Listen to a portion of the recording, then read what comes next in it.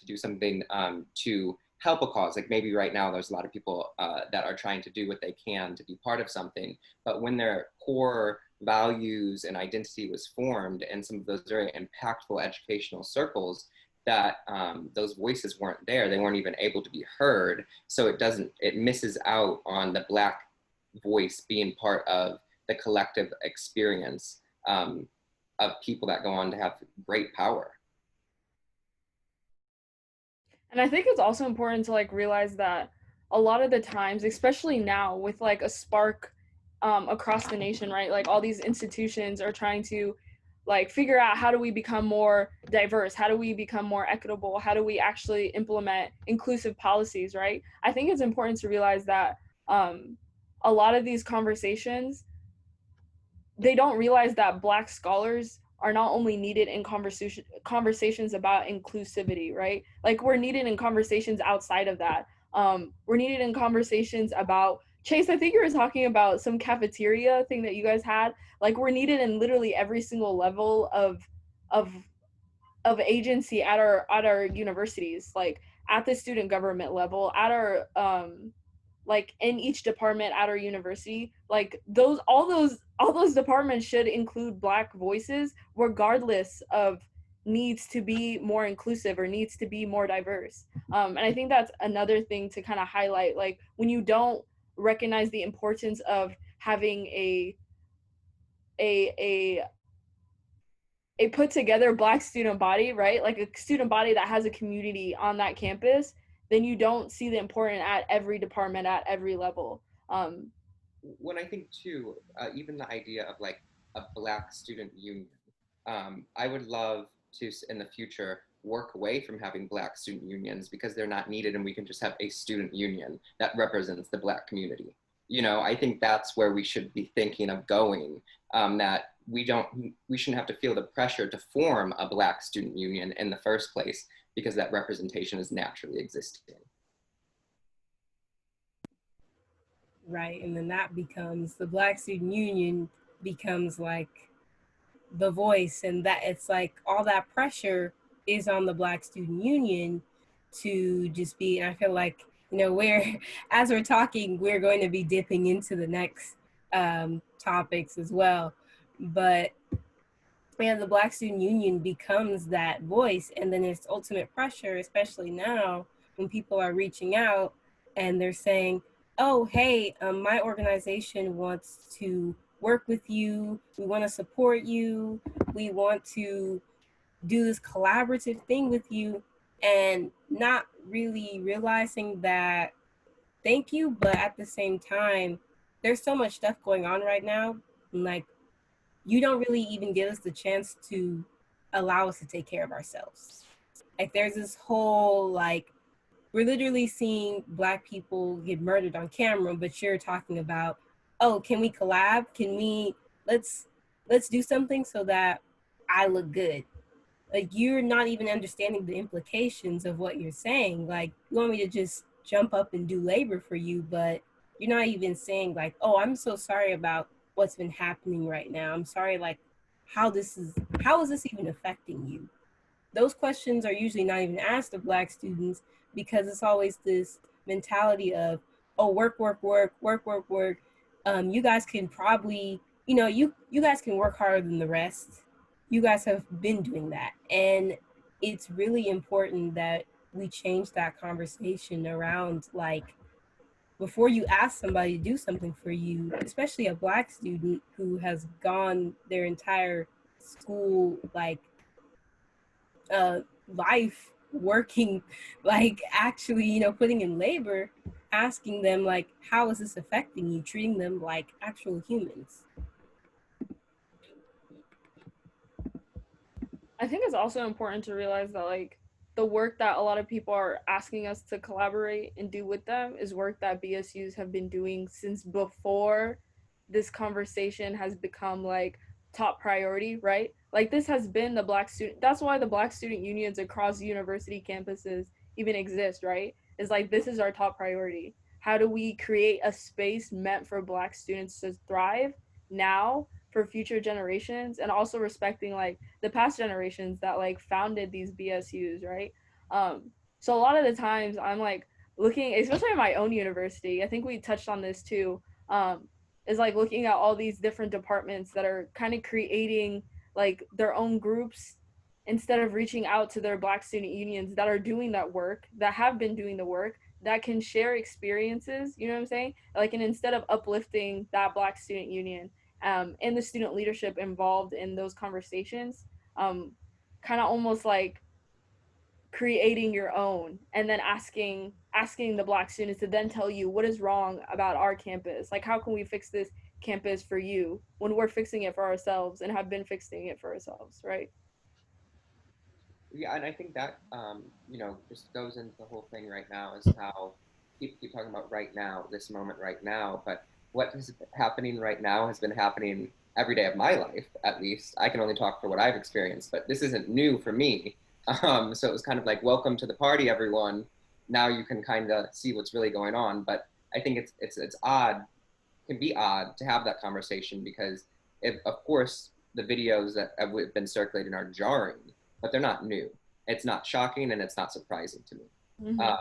So it is sometimes it's hard to have those conversations when you might not be as when people come to this energy because it's new to them without they don't really acknowledge it's not new to us. And I think that kind of like can go into our second point about Black students being expected to be the spokesperson, like especially in academic spaces. Like as a political science major, naturally, right, political science is very political, right? So it becomes about like our history as the United States, like what things has our nation done, right, to exclude Black citizens from housing, from citizenship, right, from literally every aspect of being an American. And then it comes to like contemporary problems.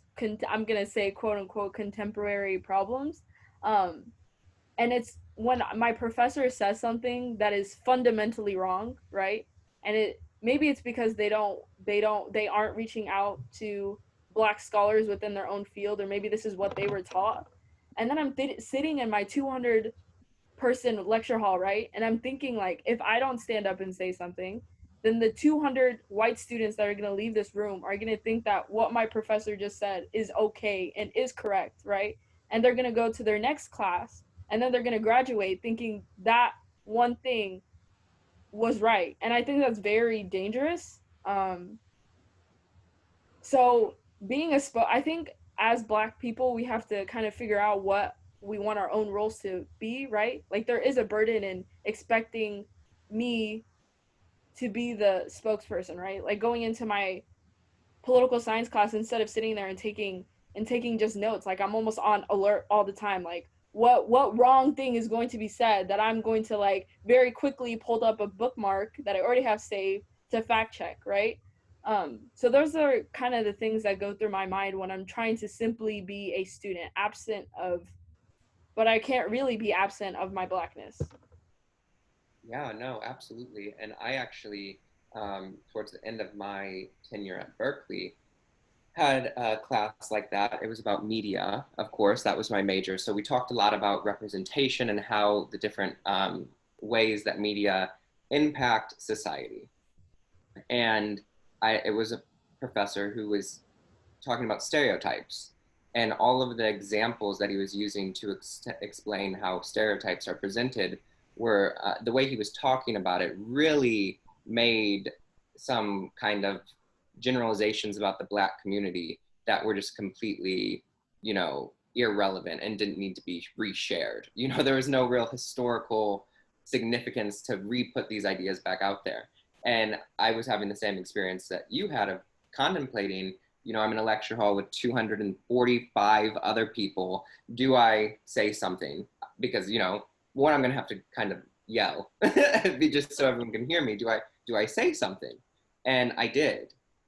And it turned into me and the professor having dialogue, which was fine. But then other white students couldn't fathom what I was saying. And then they started getting involved. And it kind of created this whole thing that showed how just presenting a different ideology, just questioning what is perceived to be an authority, made my classmates uncomfortable.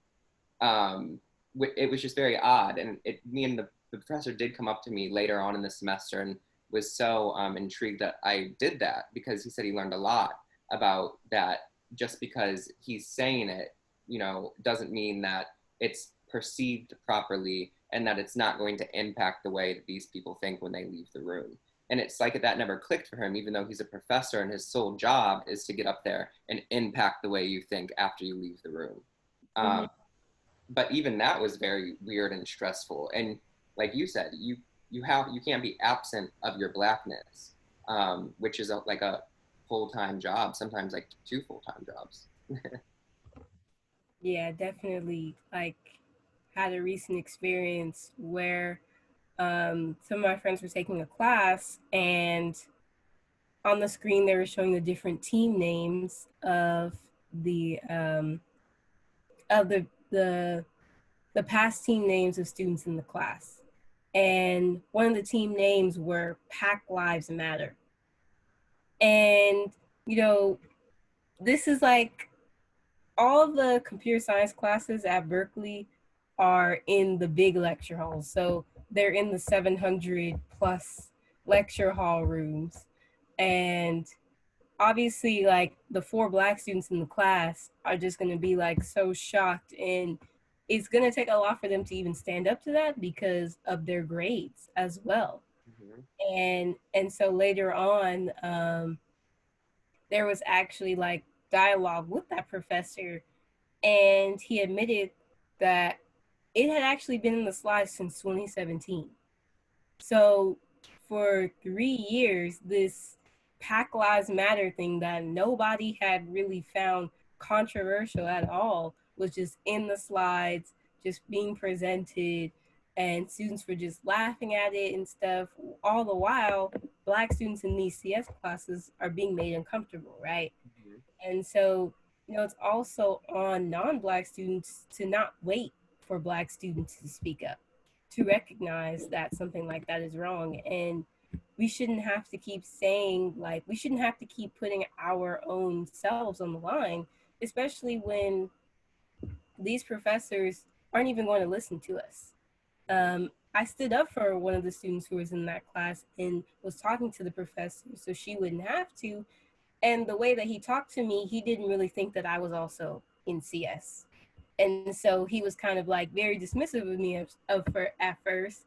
And then not only that, but he also said in my post, I didn't mention race because it puts the groups under scrutiny. And this is an algorithms class. So the class is about algorithms and you don't mention race. Like, race is literally it has to do very much with algorithms. So just you even admitting that.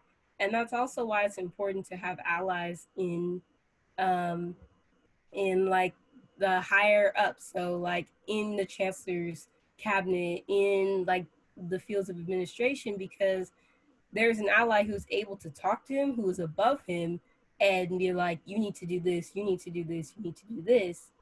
I don't have to put myself on the line anymore. The student doesn't.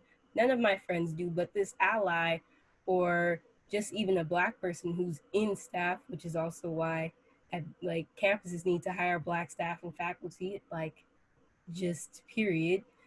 But this is why this ally was able to be like, you have to do this, you have to do this. And she's also been able to stand up for other Black students in those types of situations as well.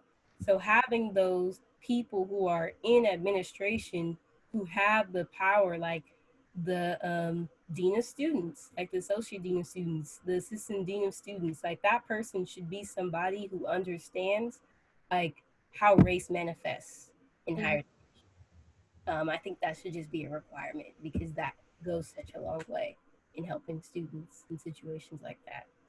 And I think another thing that would help is having more Black students in the classroom.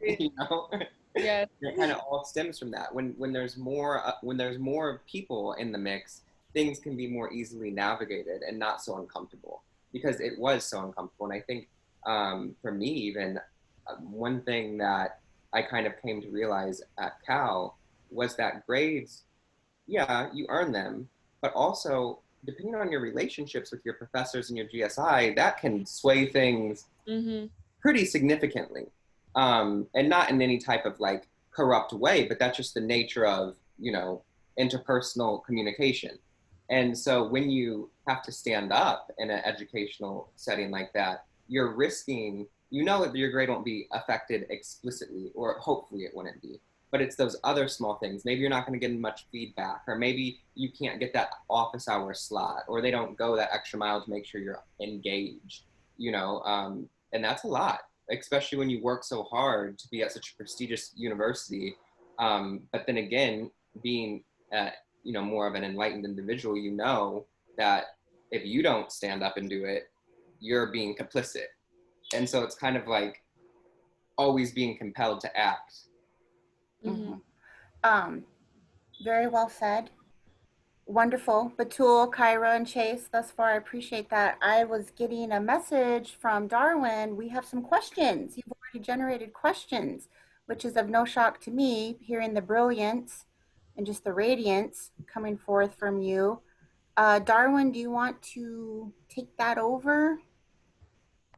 Sure. The first question we got was from Bill Bryant, which is, what percentage of Black students at UNL are from out of state? And there's a couple links in there, but if anybody wants to speak on that, that's open. I have no idea. But Dr. Dance did put, a link to one of the UNL websites that has all the data. So. All right. Does any of the administrators or anybody here know? I didn't get a chance to look yet.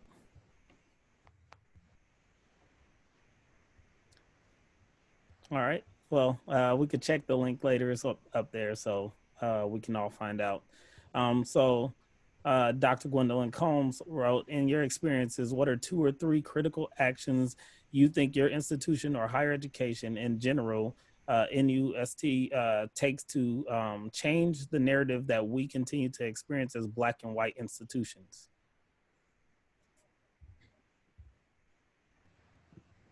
I think that's a general must take. Yeah, that's what I was trying. Yeah. I think one of them. Go ahead. No, go ahead. No, I was just gonna say, I think the main thing is recruitment and retention.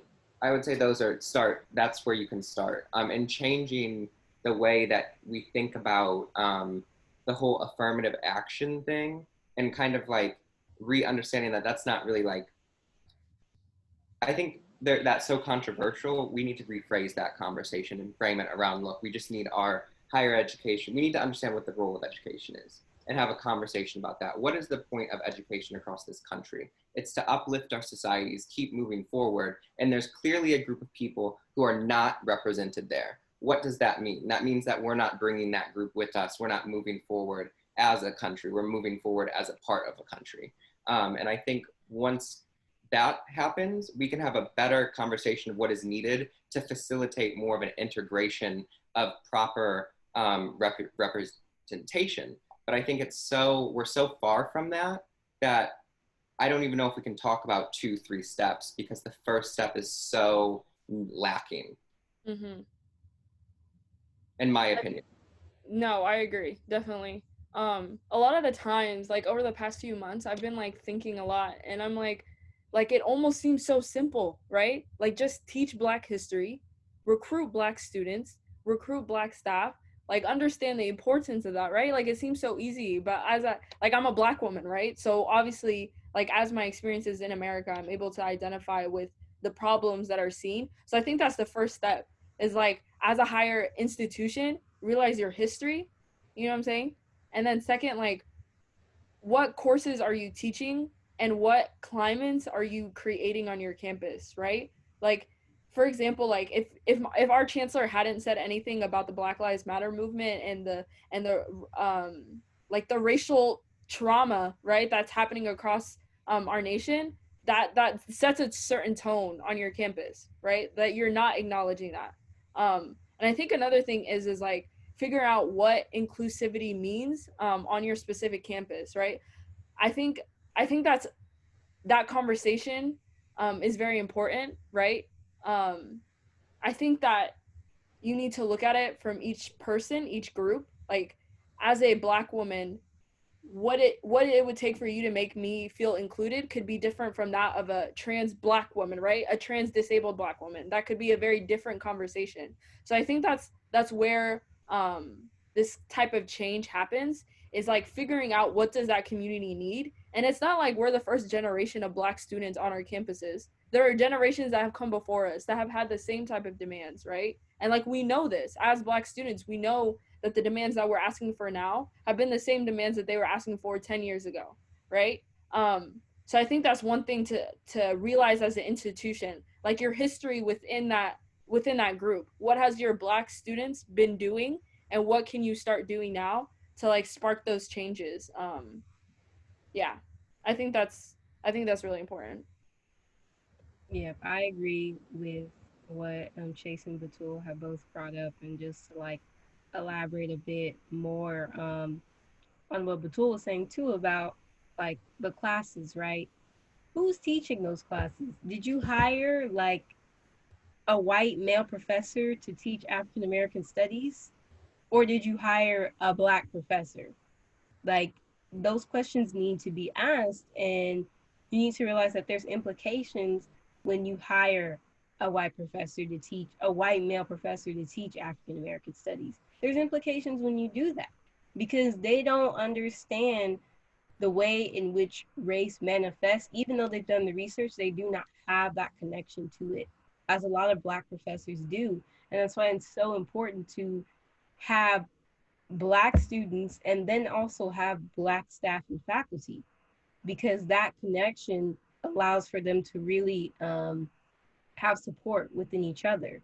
A lot of like the few Black faculty that are at Berkeley that are scattered throughout the entire all the majors, those Black faculty, even if I'm not even in the major, have been super helpful for understanding and contextualizing what I'm going through, especially the African American Studies one, because they study what I'm going through.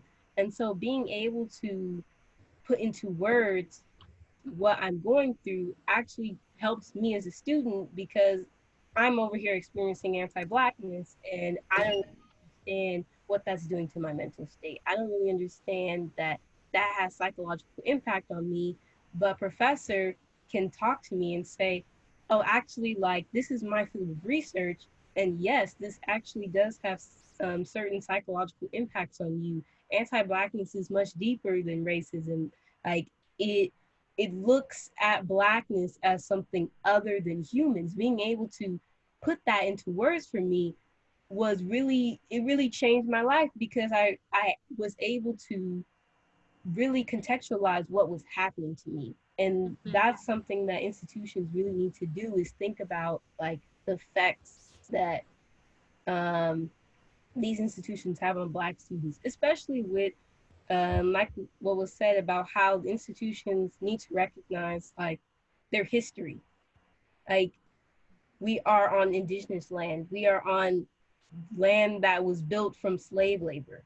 So being able to recognize that history and wanting to support those people that you're benefiting from, rather than just continuing to be like, oh, you'll be fine. Oh, everything's fine now, but it's really not. So being able to recognize that and hold, the institution needs to be able to hold themselves accountable.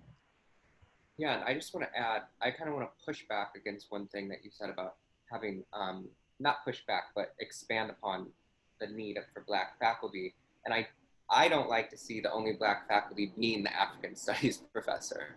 I want to see the Black faculty being my calculus professor. I could have really used a Black professor in my media class, you know, when any room in academia should be accessible to a Black professor, because just the different perspectives that are generated, the different connections that they have with different people, the way that they've walked through the world really does carry through all the things that make you who you are, even how you educate and teach. And I think that it's kind of like what I was saying earlier about getting away from needing the Black Student Union to be there to fight for people instead of just being a community. Why can't the student union just have it covered? Why do we need Black, to tell to people that bring in Black professors to teach African American studies, if there were just more Black professors in general. And I think the way that is done is done with outreach on the student side and outreach on hiring. What does the HR policies look like? What are your goals there as a college, as an institution, when you're recruiting professors? Where are you looking? Where are you getting them from? I think that could be a conversation. And then outreach in the community. How are you reaching Black students? Do they know UNL exists? Do they know UNL has these programs? Do they know Berkeley has the major they're looking for, or would be a great opportunity for them?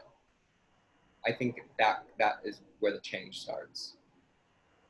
Yeah, definitely with like professors as well. Because with Berkeley, I think they just hired a Black person in the poli-sci department, and this is their first Black person.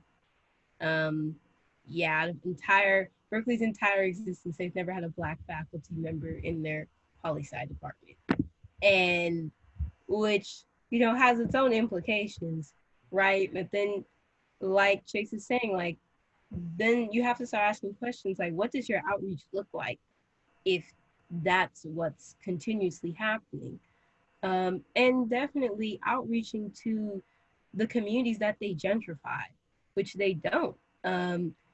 Students in so Berkeley, even though we have the city of Berkeley, UC Berkeley has gentrified Oakland. And so in that, and it's also gentrified Berkeley, but it's also gentrified Oakland. And so UC Berkeley, and this might be true for UNL too, like they need to go into the communities that they're gentrifying and actually support those schools and advocate for those students to be welcomed into higher education, rather than just continuing to build an outreach to like maybe private schools or wherever else, because you see an influx of students who come from these private schools or schools that from freshman year are already advocating for higher education. And I don't mean just higher education as in any college. I mean, you know, literally great universities like UNL and UC Berkeley, like they're coming into these schools and they're saying, oh, come here. I can help you. Here are ways to help. No, like Berkeley and UNL need to be doing that in their local communities with Black students. Yeah, I agree 100%, because I think that the most oppressed people wouldn't even maybe believe that they could go to Berkeley. They might not even apply. And so that is what needs to change, that higher education is not even for certain groups of people a thought that it's something that they could do. And why is that? Why can't they? The application is the same form for everybody. Why don't they know it's there? Why don't they know they can go and talk to someone in admissions? Why don't they know they can come and do a campus visit and tour the school? I was pretty informed, and both my parents attended higher education. I wasn't even doing those things. You know, I did, you know, end up attending Berkeley, but if I didn't even know about it, if I wasn't doing those things, how could we expect the Black community that already faces so many barriers as a whole, as a group, collectively, to be doing those things? And I think that is on higher education as an institution. I also kind of want to touch on that as well. Like I think also like especially our institutions need to realize the importance of like almost like for example, I'm a first generation college student, and I was involved in Upper Bound, which is Trio's high school version. So that's how I knew about how to navigate applications, what was financial aid, right? I'm also a first generation American. So my parents were like also trying to navigate this whole country, right? So I also think it's important for institutions to realize the importance in programs that cater to underrepresented groups in America, right? Marginalized groups, groups that are there's little systematic barriers, right, stopping them from getting into colleges, into institutions like UNL, like UC Berkeley. I think again that goes back to addressing that history. So yeah, I think that there's a lot of things that need to be addressed. There's a lot of work that's being done that is not recognized, that needs to be supported.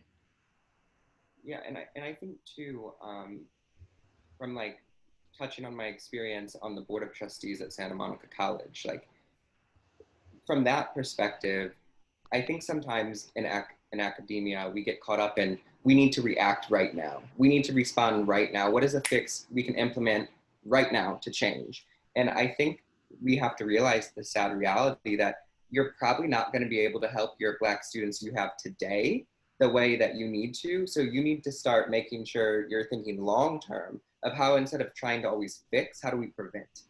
How do we prevent Black students from, once they get here, to not have the same experience? And I don't want to say that as like Black students are right now, all the problems are a lost cause, but it is a long term, it's a long game, not a short term fix. There's nothing we can implement now that's gonna, fix these really deep systemic issues.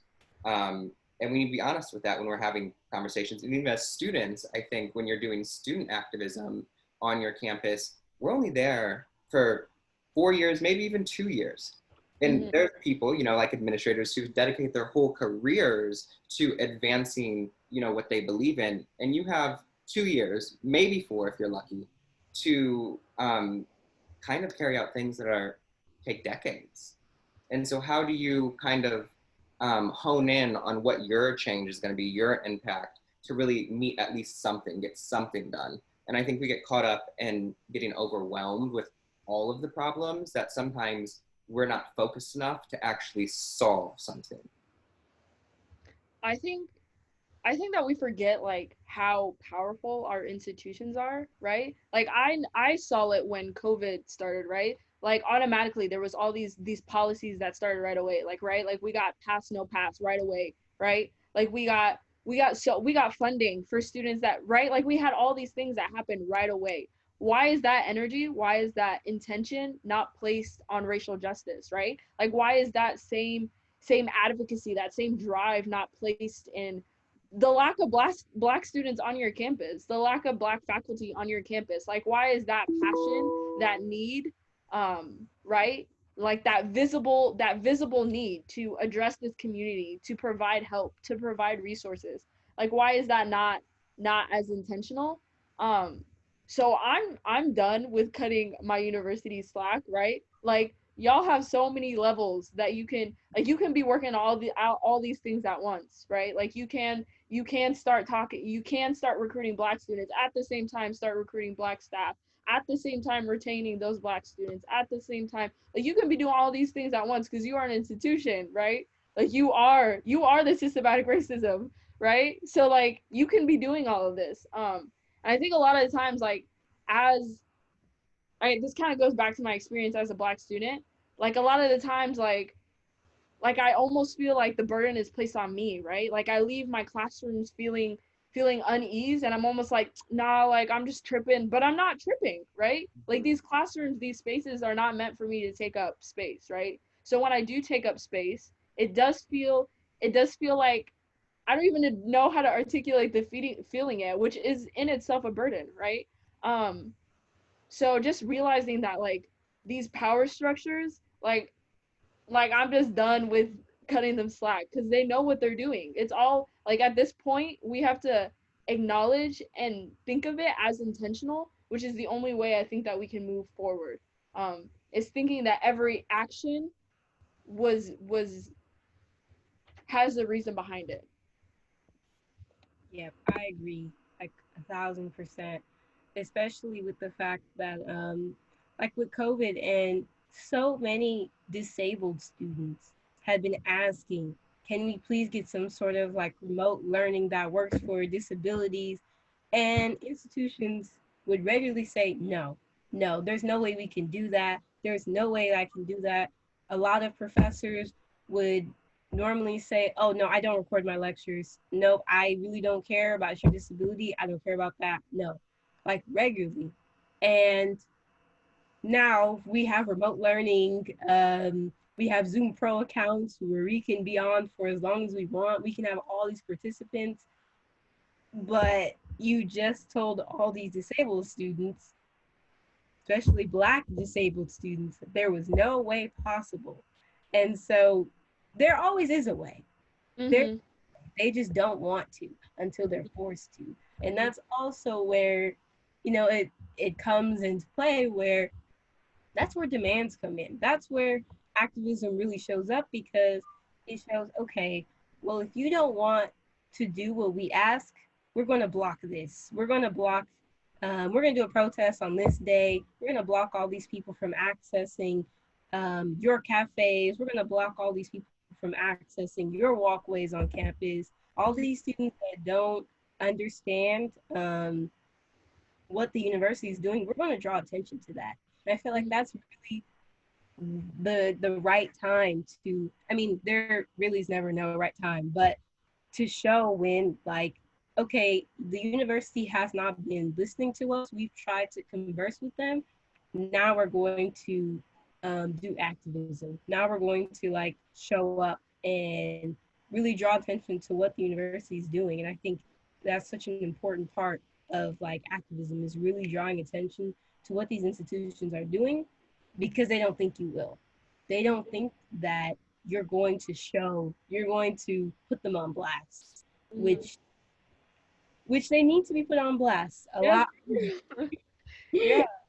I think it's, yeah, like exactly, like Black student unions, especially like from conversations with Kyra at UC Berkeley and at UNL, like we are no longer asking, right? Like we're not asking you to do this, like we are demanding it. And if you don't do it, then like there will be a lot of pushback, right? And then when that pushback happens and you're acting lost, like we have the receipts, okay? I got the notes for the meeting. I know who was in the meeting, right? Like we're not asking anymore. We're just not. Exactly. Well, that was a lot of, great information, and I don't even want to change the pace of that because I heard such amazing things from all of you. But we do have more questions, and I want to make sure everything gets answered. And so Dr. Wilson asks, how often do professors encourage and guide discussion from different points of view? I kind of saw that question while everyone was talking, and I really started thinking about it. And I can't think of a time when I wasn't, like, when it wasn't about slavery, right? Or like the Jim Crow segregation period of America, where like my education was taught from my perspective, right? Unless it was in my own brain, right? In my own like when I was thinking about it by myself, like, right? Like sitting in my classroom, like in like my random economics class, right? Like thinking about like the economic burdens placed on Black communities, right? Like it's not until is when in my own head just like thinking about what I'm learning that I'm thinking about it in my shoes as a Black woman, as a student, right? So yeah, that was kind of like that question was like kind of really hit home for me. I think like I would like to say something. I don't know much about like teaching, I guess, because I'm not a teacher, but I imagine most of it isn't you being in this unbiased position. Like you always carry a bias, whether that's through the questions that you ask, like what you want people to get from your discussion. There's always a goal there. And so I think like when you have a classroom and it's predominantly white, the goal isn't to just go away with what they already have in mind, I guess. If the topic is race, you want to make sure that these students leave knowing about race from the perspective of a Black person. And that burden to teach isn't going to be on that random Black student in your class. It should be on you, the white professor, to teach these students the Black perspective, if it's not there. And so I think when it comes to biases and you're talking about race, the bias that needs to be heard, the one that's not there usually, is the Black bias. And that should be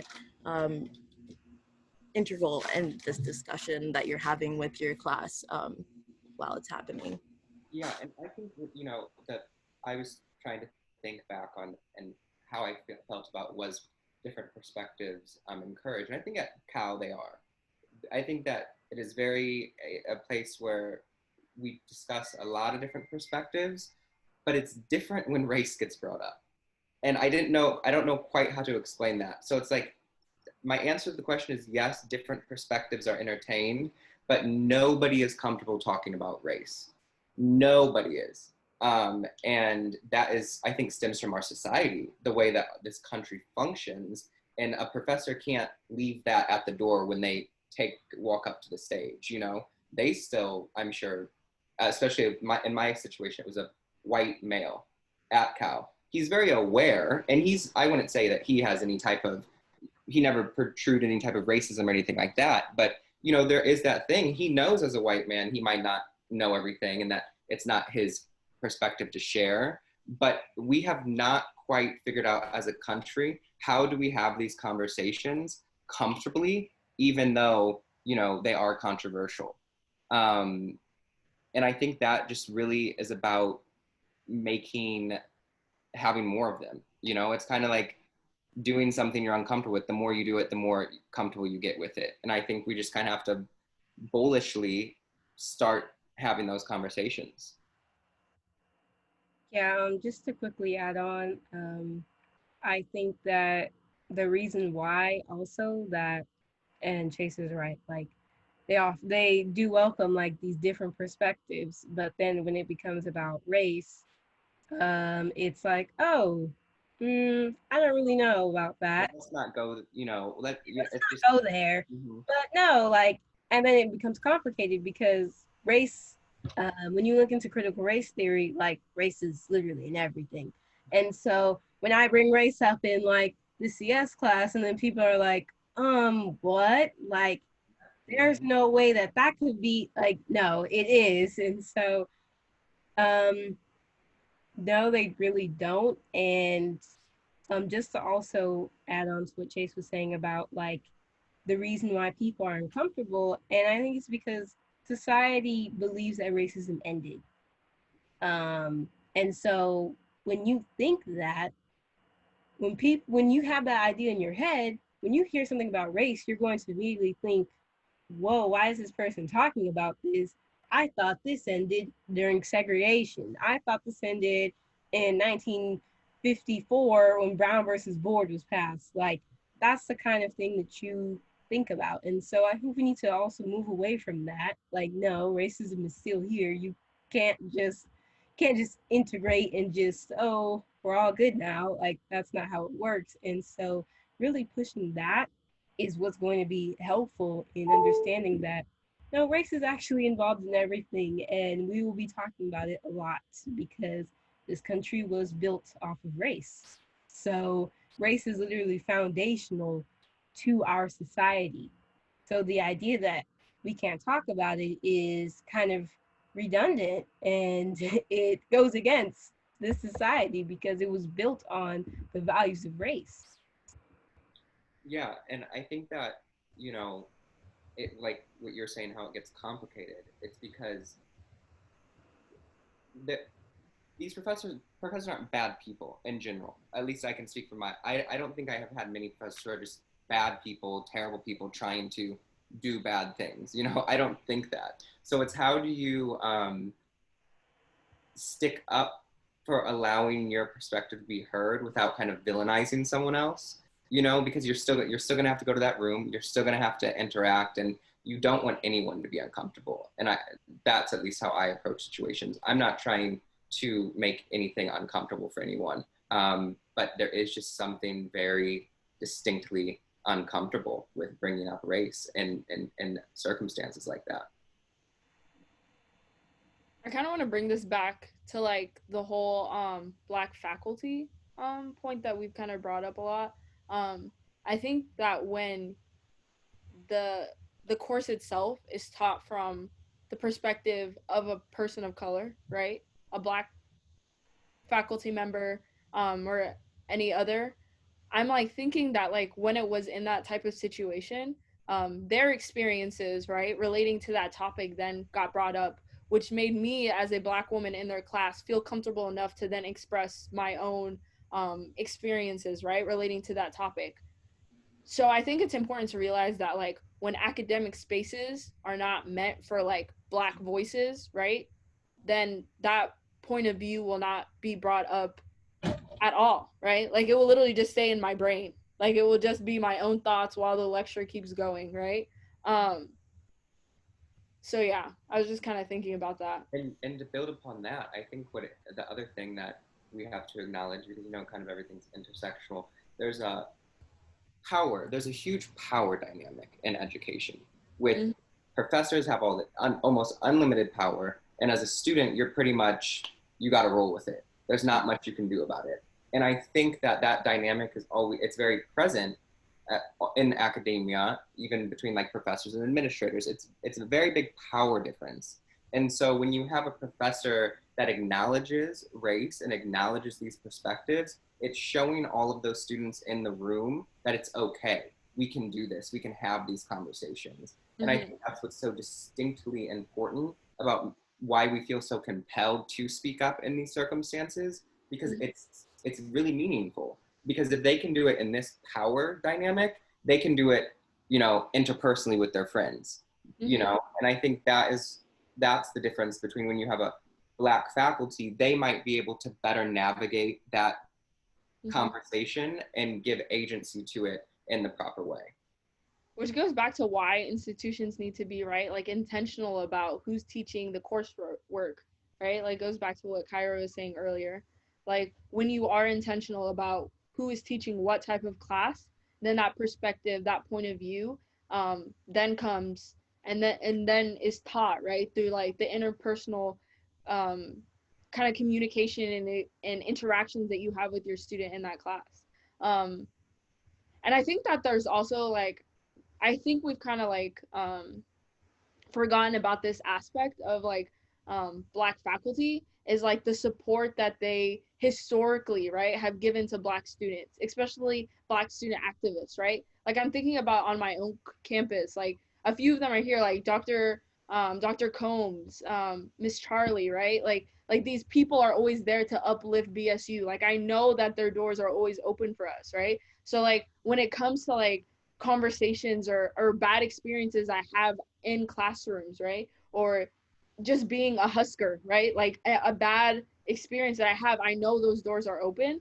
So I'm thinking about like if there was a Black professor in my field, right, in my major, like I'm thinking about the mentorship that would be available to me, right? Like the support that would be available to me. And I almost feel cheated, right? Like I'm investing my money in this university and I'm not getting what I want, right? Like that's my money that's going in there. So yeah, just kind of, it's a very frustrating topic to navigate, right? And it's almost like am I asking for too much? But then that kind of goes back to these institutions can do what we're demanding, right? They're just choosing to ignore. So yeah. Yeah, and I think that is going into the next question. So do we want that question to be read out? Or we like... Darwin, did we cover the chat? Did we get that covered pretty good? I think that she's talking about Ibrahim's message to her, directed to her. I don't want to look at chat because I think everyone will see it, so it's distracting. So Ibrahim wrote, my understanding of what Kyra said earlier was not that Black faculty should be limited to teaching African-American courses, but that the African-American courses are taught, you should be more intentional about who is teaching that course. And then he just wants her to kind of clear it up.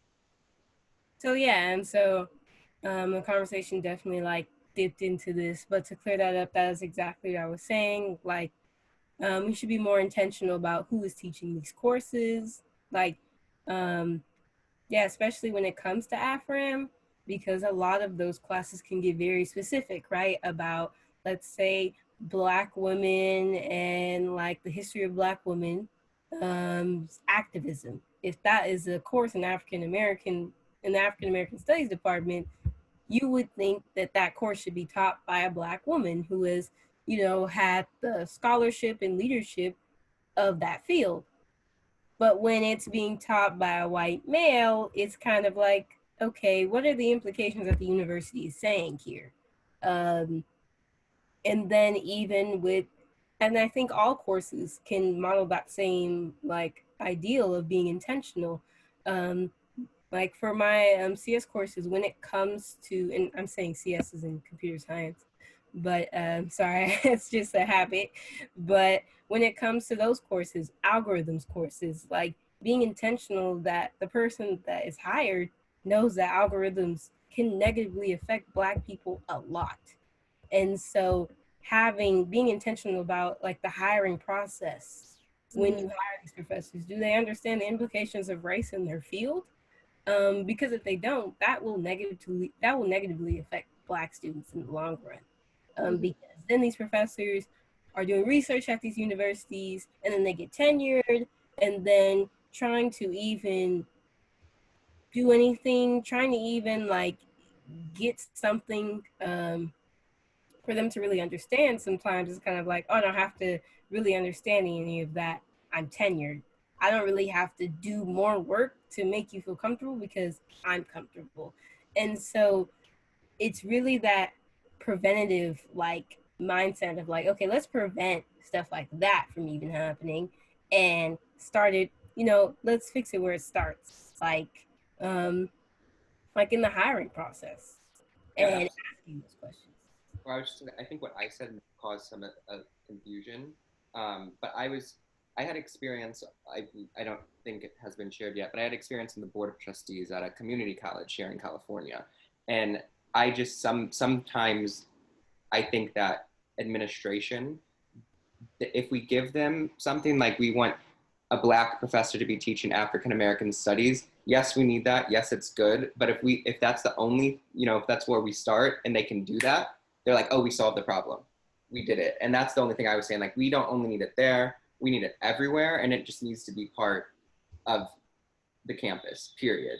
I don't like when we make demands, I don't want them to be easily met or have loopholes. So I'm always just very cognizant of how I frame things, because I know on the other end, they're going to look for the easiest, cheapest way to make you happy.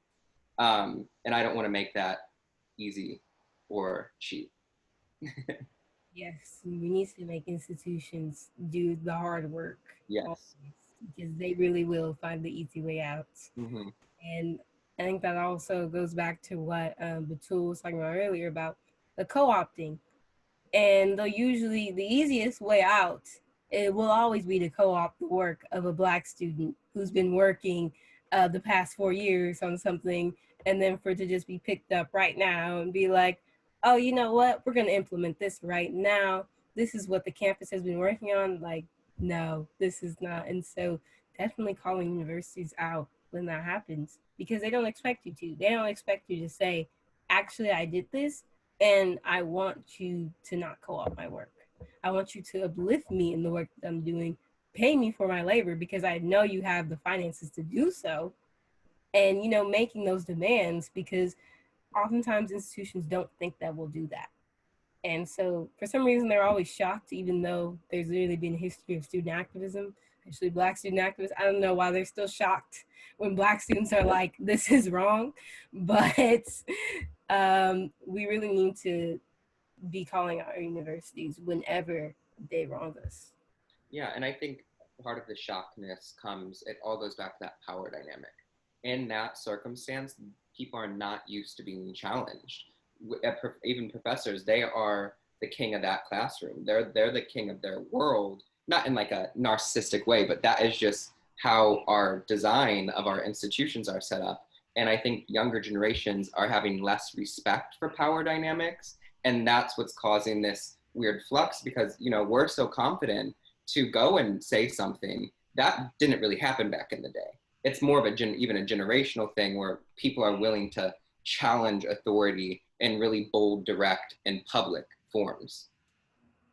One thing that I really enjoyed that Dr. Yellow mentioned a lot was how was about like colonialism, and how like like an interaction like that is a part of colonialism, and that literally is colonialism. This this way of like, oh, like the king of this classroom, you know, this is my classroom, you all must obey me, and respect comes in the form of obedience, and not necessarily like I respect you as a human being and I respect you as an actual person.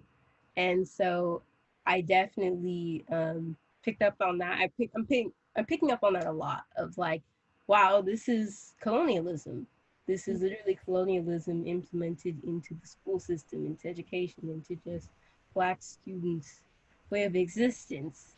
And that's why for us, it's like, no, like, can I just be respected as a human being? Like, so that my opinion is like, you know, you can hear my opinion and not think of me as attacking you. That's a threat.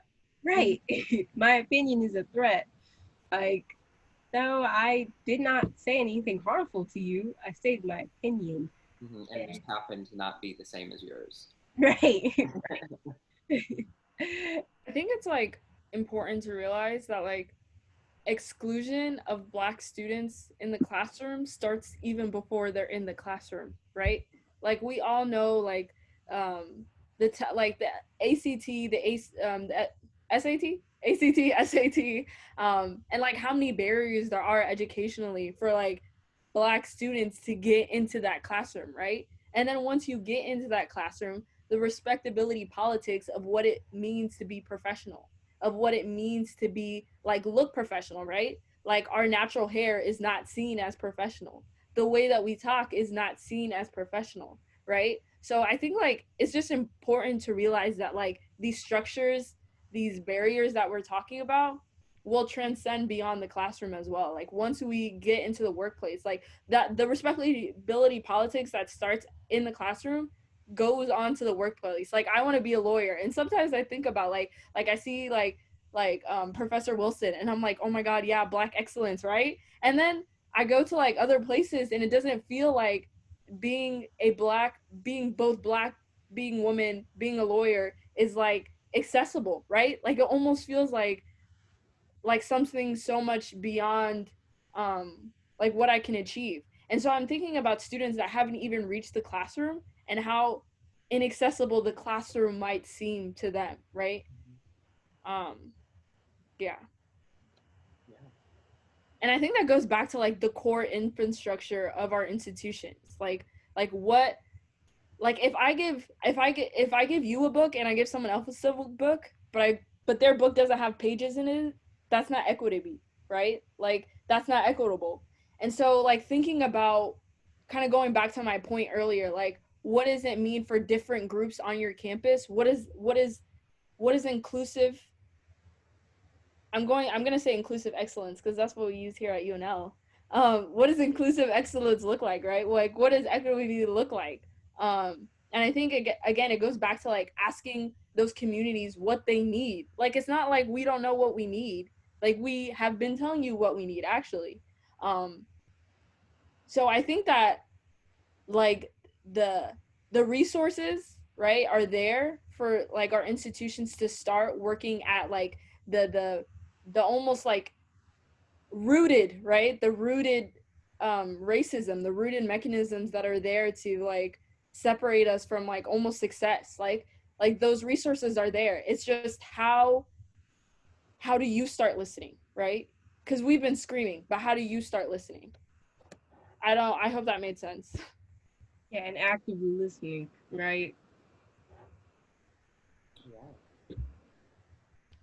Should we go to the next question? Yeah, I was gonna just do that. I was just giving y'all a little more time to, if y'all had last words for it.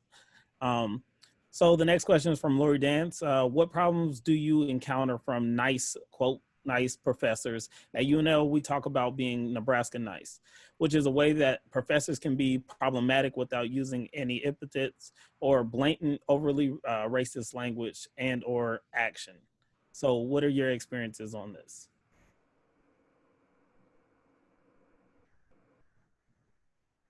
I think as a political science student, like I keep going back to that, right? Because like that's my major, but like I think there's a certain climate in that field at UNL. I think that there's a like there actually is like a fear to talk about race.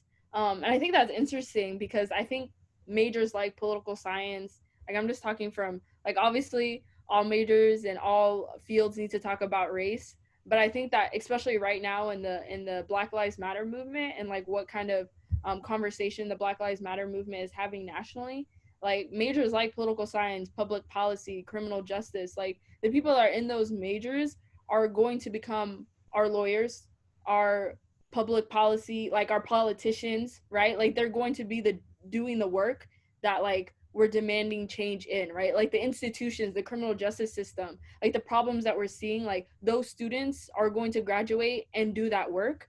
So like when it almost seems that like, for example, like in every single political science class that I've taken to date, and I'm about to be a junior, civil rights has gotten a week, Jim Crow has gotten a week, like, and it hasn't gone beyond that. It just stops there, right? Like that's where our history starts and ends, right? Like almost nothing happens after like emancipation, right? Like that happens and then like we're free men, like, and it's very dangerous, right? Like as a Black woman, I'm able to identify with what's happening right now, right? Like what are the problems that we're seeing right now? Like I'm able to identify with that. But going back to what I was saying earlier, the 200 white students in my lecture hall are not able to identify with that because they can choose not to identify with that, right? Like they can choose not to like look up what's happening right now, right? Like they can choose to look at the wrong resources, to look at the wrong information. And that's really scary and that's really dangerous. So when I encounter professors, like I always talk about this one experience I had, where we were talking about the women's right movement. It was right after the 1 week we got of civil rights, and I was kind of very frustrated. So in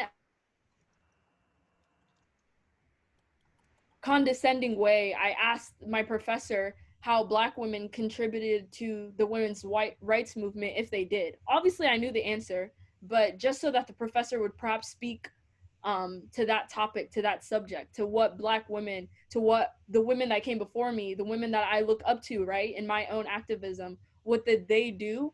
And my professor replied with, "I'm not really sure. I'm not." Like she said that she wasn't well read on that topic, and that was supposed to be the end of the conversation. And I remember leaving like, are you like I was so frustrated, right? Like I was like I did that so that you could just say one name, just one name, right? Like just one name, and you couldn't even give me that. So like I don't know if that's like the whole like I don't want to talk about race, so I'm gonna kind of like just kind of like brush it off and just move on. And I think But it's been very frustrating. But I also think that as professors, right, and as administrators that are in this meeting, or as UNL as a whole, like you need to realize how dangerous that is for the future of our country, right, and the future of these institutions, of the just how dangerous that is, right? Like I'm just gonna stop there. Yeah, and I agree. And I don't know about the UNL Nebraska nice thing specifically, but I feel like that I can relate to that in a way where people really politely don't acknowledge your experiences. And I think the lack of acknowledgement is kind of the most evil thing you can do, because it's a dismissal of someone's existence, someone's identity, and what they go through. And I think that people think it's nice just to say, oh, I don't feel I know enough, so I don't, and they use the excuse, I don't want to misspeak or I don't want to misrepresent. Well, you did a lot of work to represent what you got what you did your dissertation in. So I feel like you have the ability to read up on these things, and the obligation and the duty. So I don't appreciate the I don't know. And I have had circumstances where but then I've also had circumstances where the professor would come back. Maybe they didn't know at that time, but they will address this. They will send some emails. They will send links or something. But to make them address it, and you could always follow up with, "Oh, I understand. I would love, to hear back from you when you have a chance to check into that." Like make sure that you're getting acknowledged, because I think people think, like I said, it's the nice thing to do to politely, you know, make someone else the spokesperson, but that's an easy handoff. Yeah, I just kind of want to highlight, like, my point about that was, like, the problem is that topic, that certain class didn't have the information in the first place, right? Like the it's not, and I don't want to say, like, put the burden on the like the whole, actually I'm not going to say that. I just want to say, like, the class itself should have already had the curriculum, that information in place, so that when I, as a Black student, came in that class, I was able to see my own history, right? And the history of this nation, right?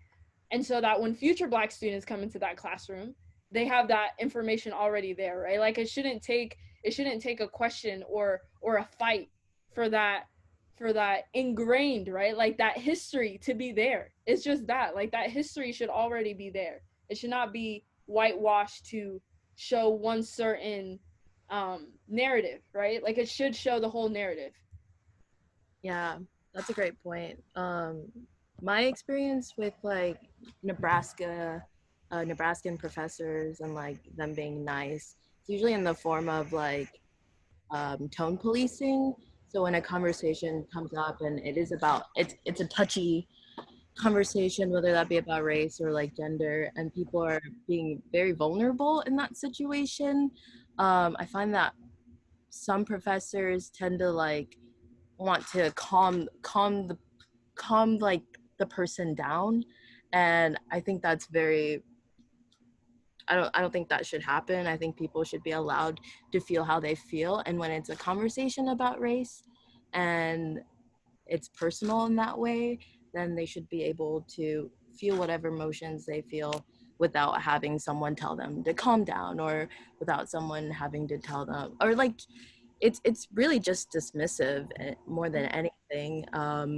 Like, the situation that I'm talking about was the professor didn't want to call on this person because they were very emotional, and that just meant that they didn't get to speak up as much as the other people in the classroom that knew less about the topic, because it was a white classroom. And I just like things like that, wanting the environment to be calm, but mostly just calm for other white students and not really the Black students in mind.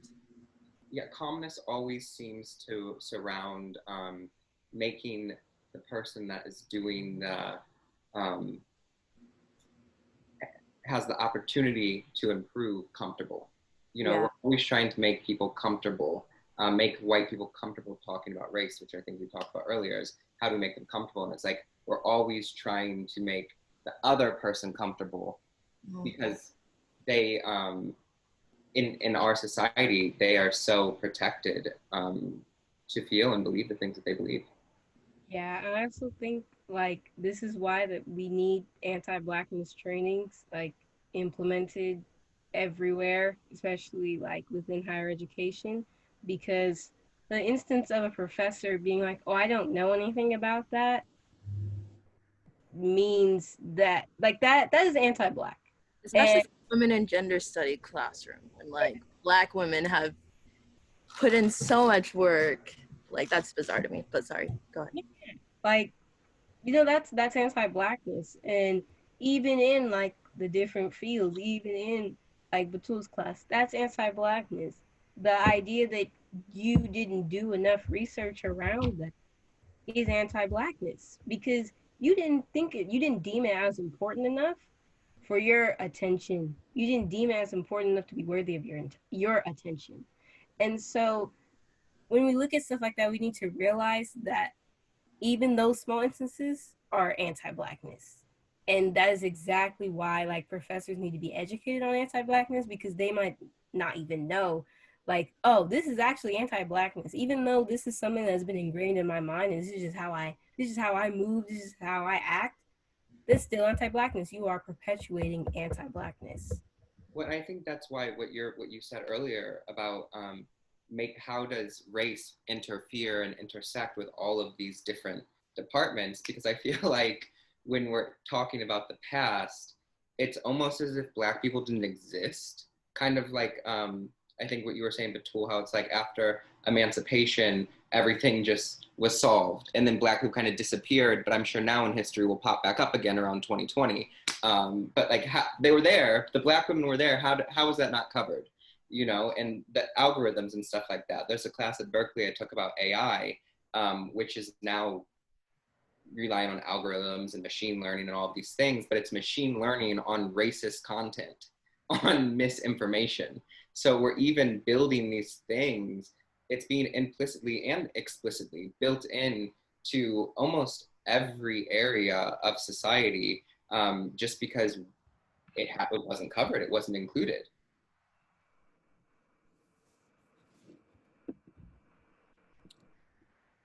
Yeah, I want to make sure we get to all these questions too. Yeah, and Dr. Jones wrote, it wasn't an actual question, but it was a statement on what we've been talking about.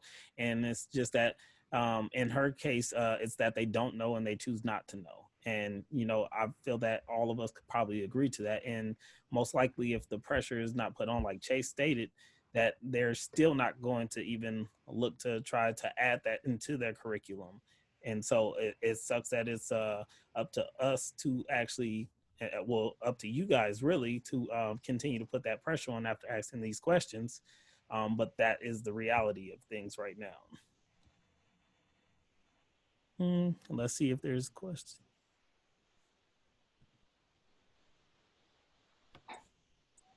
All right, so how do we make sure professors incorporate an intersection lens in their curriculum and do it well?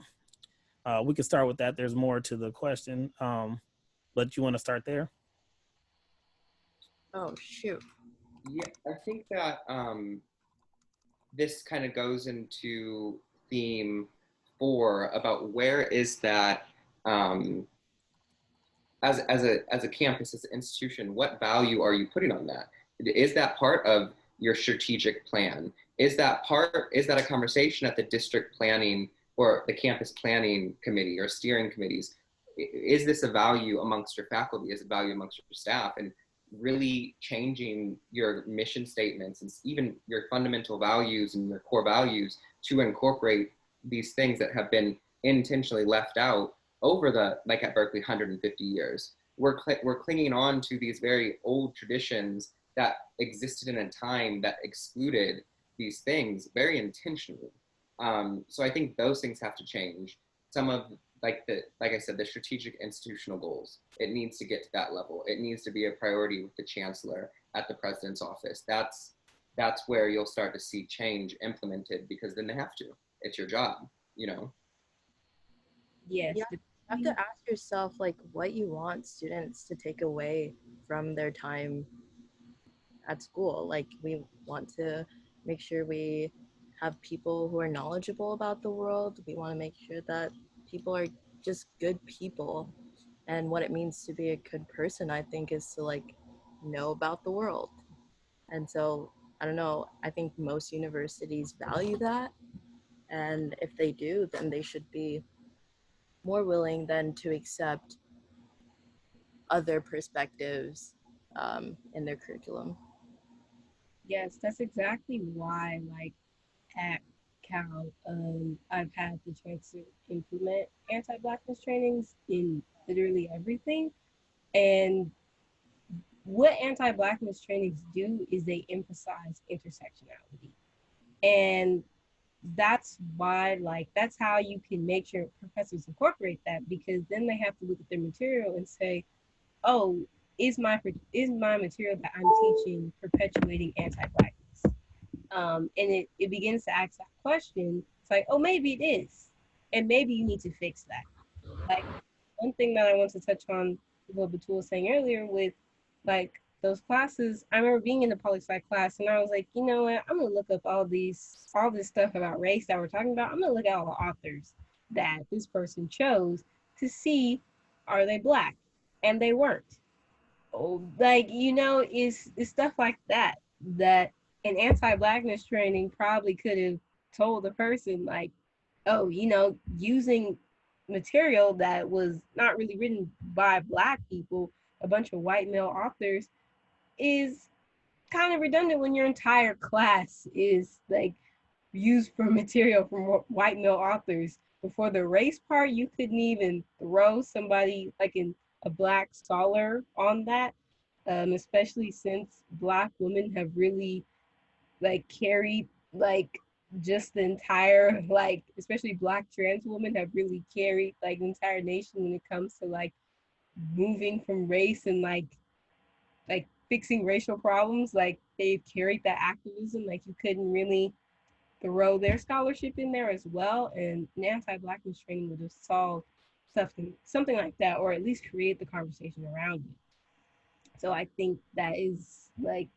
asking chancellors to implement that everywhere because they can. They definitely can. Yeah, and I think it's a two-pronged step. Implement now, but also why is that not a question during the hiring process? Why don't you ask the professors, how do you see this integrated into your work? What are your plans? What does your curriculum look like? What are your perspectives on how you want the student? How do you want race to? How does race play into your curriculum? How does race play into your field? And how are you going to properly give light to that? And I think that would be definitely a good place to start. All right, I'm gonna jump in real quick because we have just under 30 minutes and I want to make sure that more people questions are answered. I'm going to finish off with this question by Sarah O'Neill.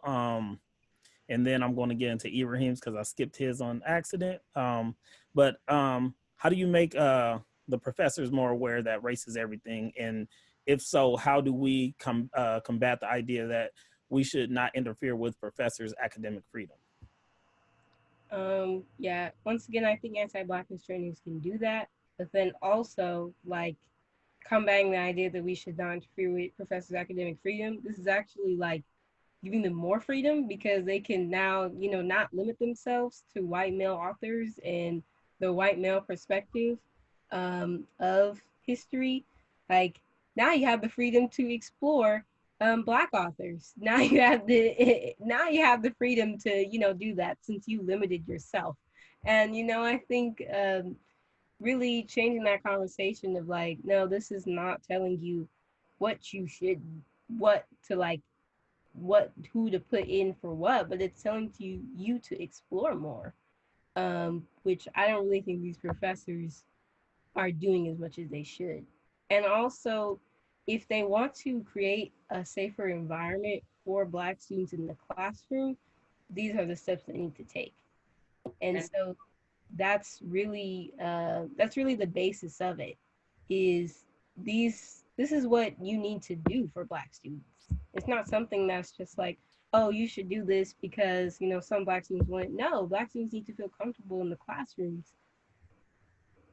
And I think that goes back to like if your institution itself is valuing, right, the Black student voice and the Black student population, then like it wouldn't become about academic freedom, right, for certain professors. Like that wouldn't even be brought up, right? Like if your academic freedom is infringing on a certain group that's going to participate in your classroom and is going to make me as a Black woman and as a Black scholar in your classroom feel like my point of view, the point of view of my ancestors, the point of view of like the future generations, the Black students are not being included. Like if you were actually like valuing like actually, then that wouldn't even be brought up, right? Yeah, I think to use academic freedom as a shield for racism shouldn't be entertained as conversation, quite honestly.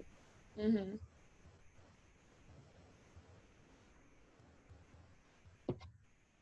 All right, thank you for that. Now, I have the question from Ibrahim. How do we shift the narrative from one of we will acquiesce to your demands as a favor of Black people to the one where we will embrace your demands because these are actually the values of the school, values we can uphold absent of the pandemic or national uprise? I think it's the answer is kind of in the question, because you can't necessarily change everyone's heart and mind and what they really believe and think. But you can make sure that the infrastructure, the policies, and the system is framed in a way where it only funnels out one result, which is equity. And then that kind of deals with whether they're truly on board or not. This is the way the ship is going, you know, because it is part of the institution's goals. It is part of the institution's mission statement. And that's kind of, to get it there, you know, it's kind of probably going to be more of a political maneuvering of the different committees and way things are passed and done in education. There is a process, and these are very big institutions. You know, if it was a company, these are very big, lots of people involved. So it is a process, but I think that you identify the process, identify the things that need to be changed, and what is the path to getting that done. And you can do activism, you can do your protests, you can do that at the same time while being in those channels as well, while having those ideas, those proposals going through the proper avenues. No, exactly. Like, reviewing the code of conduct, like at your school, and seeing like, are there racist implications in here? Like, because sometimes there are. Just to quickly like give an experience, like at Berkeley, they have implemented like freedom of speech, and they've used that as a way to increase militarized presence when there's somebody like Ann Coulter being brought to our campus. Other races like Ben Shapiro being brought to our campus, and the university will throw millions of dollars. And just so you know, we can touch on police departments really quickly. They'll throw millions of dollars onto these, like, to protect these races. So not only do I have the University of California Police Department on my school late at night, I also have Berkeley Police Department. I also just have whole Alameda County Police Department. Just literally like masked up, shield on, guns just like out and about, like, you know, on campus where there's Black students, and they just have to kind of walk past. Hopefully these police officers don't think that, you know, they're here to stop me from doing something. And so looking at your university's code of conduct and being like, actually, this does not protect me. You and your, like, if you really want to protect Black students, you need to look at that code of conduct and analyze it, and have a professional come in as well, because as Black students, we shouldn't like be forced to do so much labor on that when there are people who they can hire to do a lot of these things as well. But having somebody analyze these codes of conduct and the way that they're using police departments to put them everywhere. Like, if a Black student is having trouble, first person I really don't want to call is not a police officer. I don't want to. So you should change that for me and make mental health response like the first person for me.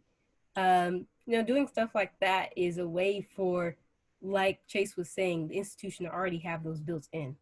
Well, and I think too, a lot of in education, things are done in committees a lot, and it's a committee, maybe only a handful of people that are making decisions, and these meetings are oftentimes, you can just show up to them and go. They'll have agendas posted, especially with public schools and public institutions, and you can show up and you could, you know, talk to the people on the committee, and things can be pretty simple. You just have to kind of learn how to navigate the network, and it is expansive and it can be confusing, but I think that's what is so powerful about having those kind of allyships that have been mentioned before, because administrators or other professors, they could help guide and advise on what's the proper way to get demands heard in an effective way, that you can actually let your demand be heard and offer the solution all at the same time, you know? I have no answer to this question. Like, I think as like our fall semester is approaching, right? Like, it's a few weeks away, and like one thing that like I'm actually like scared for, like really like just like fear, is like this conversation dying, right? Like the importance of the Black Student Union at the University of Nebraska Lincoln to no longer be like at the forefront of the conversation, right? Like our importance as an organization of student activists to no longer be important, right? Like we've seen that happen, right? Like it's not like I'm just like, oh, this might happen. Like we've seen it happen. Like that's the problem, is like it keeps happening, right? So I'm really scared to finally get on campus and like to see how my university actually reacts, right? Like as our incoming freshman class come, as these new Black scholars are coming, and as we as current Black scholars at our university like continue to try to get our degree, like what are you actually going to do to value my education, to value my existence on your campus, and to value like me as a person, right? Because it all comes down to that. Like we can talk about like navigating administrative like spaces, right? Like how to talk to your deans, your administrators, your counselor, your chancellor, sorry. But at the core of it, it's like a conversation. Like the conversation is like these are Black students, right? Like it's a person. Like this is a Black student, a Black scholar that is not getting equitable access to education on your campus. How do I make you care about that other than saying that, right? Like it's just actually like it's a real fear. Like it actually makes me very anxious to see how this conversation will shift once we are all actually on campus. You know what I'm saying? Like once we've already gave our university our demands, right? We've told them how they can solve it. We've told them that we want to be part of the conversation as they start to implement the changes and the policies, right? And the solutions that we want to see as a Black student body on campus. But then the burden is on them, right? To actually take that and to care about it, right? And to value it, you know, and to actually like passionately implement it, right? Like see it as a core belief at the University of Nebraska-Lincoln, at the Nebraska systems, right? And to see every incoming Black scholar like as a student that deserves X, Y, and Z as every other student. And I don't think that that's something that you can teach people, right? And that's I think that's where my fear comes into play, is like I still am able to comprehend and to really grasp the idea of how people can be so ignorant, right? Like how can you not believe that these structures are in place? Like how can you not believe that this is real, right? Like how do I make you empathize with me and my people, right? Like how do I do that? And that's something that I haven't learned how to do yet. Yeah, I'm just gonna end there. I really just that question, I just don't know how to answer it. All right, I'm gonna jump in. Like I said, it pains me to have to jump into these because of the great conversation that we're having here. But Dr. Jones, Jeanette Jones, wrote, "How much do you know about the curriculum in African American studies, which include the diaspora history and studies? Do you feel that this curricula is hidden from students?" Definitely. I just want to say really quick, I don't know about UC Berkeley, but especially at UNL, like coming in, like I knew that I wanted to be a lawyer, right? And I didn't really know what major to pick. I just kind of picked whatever I thought would fit, right? So I'm political science right now. And I think the thing about African American studies and African studies is that like we don't view it as, I think academically, right? Like as a student, we don't view it as serious, like, right? Like we don't think that it's as important as majoring in political science, right? Like we don't think that they carry the same value, right? Even though like African American studies and African studies is like teaching us like our survival, right? Like as Black people in the diaspora and in America.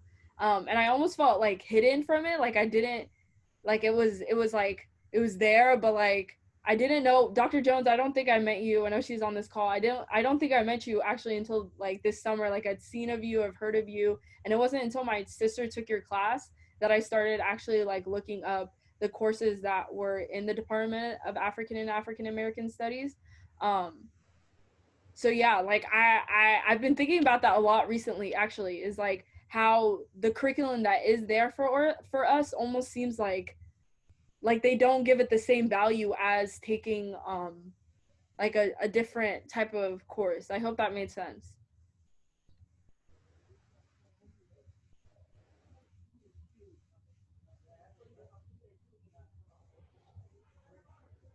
Do any other you want to answer that?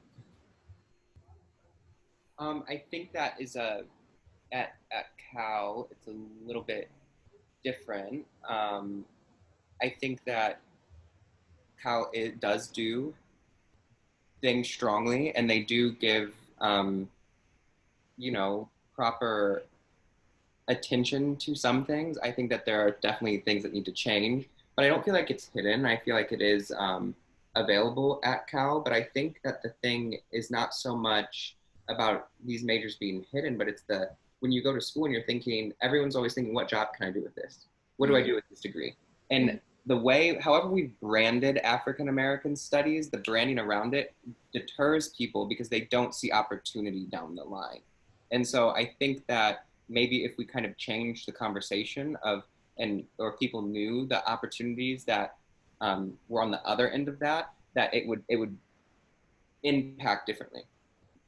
But I think that's also why it's important to make sure that those themes are not left out of all the other situations, because African American experiences are relevant in every single aspect of education and in every single field. So there's ways to integrate that.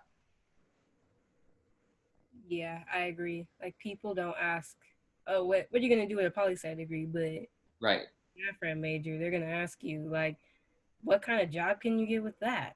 Like, amongst Black people, right. Maybe some older, you know, generation people be like, well, really, what are you going to do? How much are you going to make? These are real things that even in our own community that people believe. Mm-hmm. All right, and I have a question pointed towards Kyra. It reads, are the Berkeley anti-Blackness trainings for students and faculty administration, are they mandatory, and how long and often? Yeah, so they are just now being implemented, even though, definitely have been mentioning this. But just to also kind of give some quick background, the reason why the chancellor was so like basically adamant or like accepting in a way, and there wasn't really much pushback, was because we held a like hearing where administration all sat, and we had a couple of Black student speakers and anybody else who wanted to speak. It went on for 3 hours, and so it was about anti-Blackness, and administration could not say anything. All they had to do was listen. And I definitely feel like that made such a big impact. However, I will say it was a very exhausting experience to sit and have to relive traumatizing events for all the Black students in that circle. So I will say, if that's something that is like, that's something that wants to be looked into, that needs to be taken into caution as well. But they're just now like starting being implemented. They are for students, so they're in RA trainings, they're in orientation. Hopefully, UCPD is abolished, so I wouldn't even have to worry for them to be implemented there. But I hope the police department is abolished. But they would be implemented there as well, faculty and admin. And so there's like this like online course that people are taking, and so like right now we're looking at it, like Black community leaders are looking at it for feedback as well, that the administration has taken up and like done themselves. Like there's an actual just whole tab for anti-Blackness, and they're definitely mandatory, which like the university can do. They can make anybody do anything. So so it's it's very new. And but I think that, like what Kyra was saying, they already do mandatory trainings. We have Title IX mandatory trainings. We have all these other mandatory trainings, and professors and they have professional development days, and the campus has full freedom to decide what they want to do and how they want to conduct those days. And this can, at least my experience at Santa Monica College, equity. It was equity at the time. The conversation was just equity, but it was mandatory. The trainings were happening, and there were whole professional development days dedicated to that. So the infrastructure is definitely there, and I don't think it's something that is out too far out there to think it's not achievable, because it happens for other things. I really want to get into the question number 5, the role of police departments on our campuses, because I know, Kyra, you're doing a lot of work at UC Berkeley. So if you want to start off. Oh yeah, definitely. What time I have left here? My politics, just to be clear, like I think we should abolish not only police but the prison industrial complex as a whole, which the police fall under. So when I'm talking, I will be talking directly about that. I believe there is no room for police reform. I just really want to make that clear. If there's confusion amongst that, I highly suggest you read Angela Davis's "Are Prisons Obsolete?" I also have a link to a bunch of abolition texts that talk about like the abolition of prison, what it looks like, why reform doesn't work. There's so much research that's already been done on this topic, so it's not just something that is just new. It's actually been in the works for a while. But campuses should always campuses should not have police. If anybody here knows about the school to prison pipeline, that also translates to higher education as well. It's not just in high school and middle school and elementary school and kindergarten, which it is, but translating that to higher education allows Black students to also not have an equitable, just an equitable experience, because police are targeting them. A lot of my friends have been stopped. A lot of my friends have been harassed by police officers, and it also has students on campus paying for these police officers to not protect the safety of them. And I think we also need to talk about how police departments on campuses are supposed to cover everything. Like if a girl gets drunk, the police is called to come get her and take her to the hospital.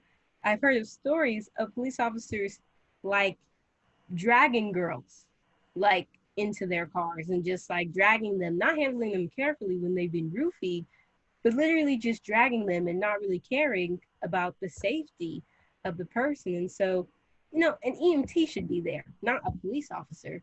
And so taking the police out of these like instances of, okay, we're erasing the police from that. So now RAs would have to call this EMT person. When somebody's having a mental health crisis, the police are called. That's how a Black trans woman in Berkeley actually died. The police was called and then they murdered her. Her name was Kayla Moore, by the way. And if a mental health person was called, she would probably still be alive. And so that's really why we need to act on the role of police departments on campuses. We should have been acted because this was a problem before the Black Lives Matter movement resurged, might I add. Black Lives Matter started in 2015. So we definitely need to act on that. And that's all I have to say for now. I've noticed a lot of the times, like especially talking about the Black Lives Matter movement, like people want to listen until it becomes about police reform or police abolishing police, right? Like that's when a lot of people just stop listening, right? Like they can listen to my experiences as a Black student, right? As a Black woman in academic spaces, but then once it becomes about like police reform or defunding police or like abolishing police, then that's when a lot of people just like exit out of the conversation, right?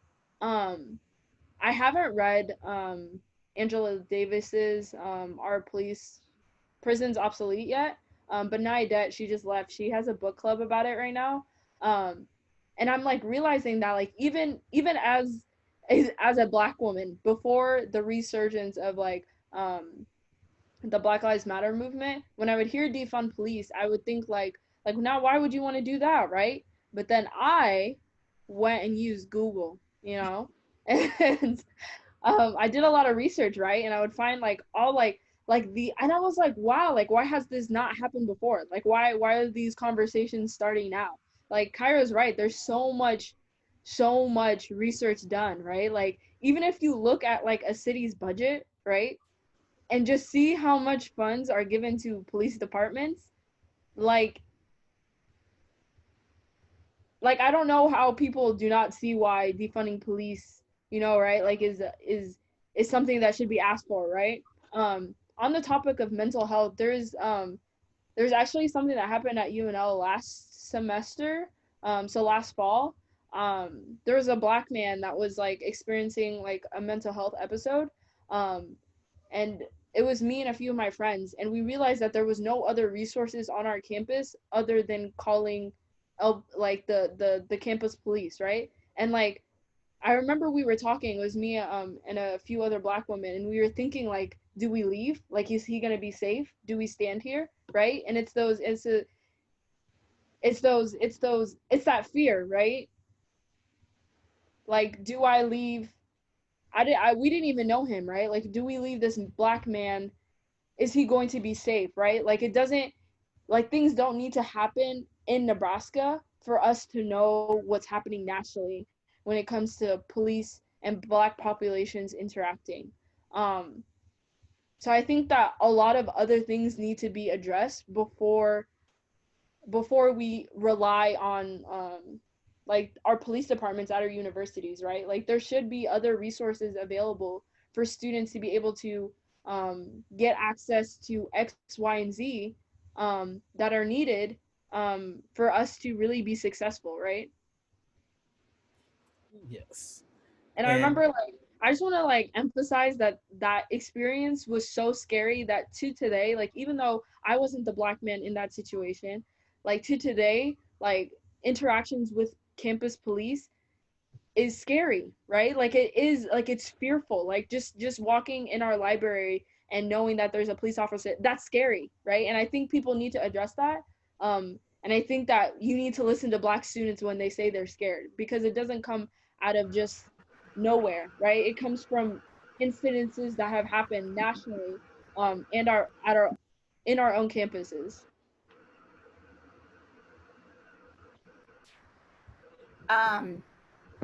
First of all, I'm just overwhelmed. This is just absolutely phenomenal, incredible. And as a PhD, I think each of you deserve a higher degree already. Kyra will just graduate you right now. Batool, Chase is already ahead of you, so you're gonna have to catch up to him. But out of respect, I'm coming at this from a Cheyenne point of view. I left some time for those of you that can stay, if we can kind of push this a little bit, kind of an 8-ish sort of ending, if that's okay with our panelists. But I think this is a good segue to do the reflection, and I mean this out of respect, that, we have hashtag say her name, hashtag BLM, or hashtag say their names. And so if what our panelists or whomever want to share names, you want to memorialize someone who fell at the hands of police brutality, open murdering of Black bodies, Black assaults, I would welcome that. Or put them in chat. I will try to copy all the chat and email that out to everybody, hopefully. I see we have people hanging in there, which I appreciate. Does anybody want to start us off?